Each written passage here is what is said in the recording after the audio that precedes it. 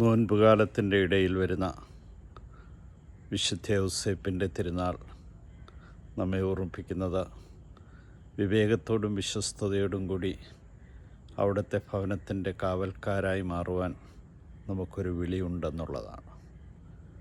വിശ്വസ്തയോടും വിവേകത്തോടും കൂടി ജീവിച്ച വിശുദ്ധ യൗസേപ്പ് നൽകുന്ന മാതൃകയാണ്.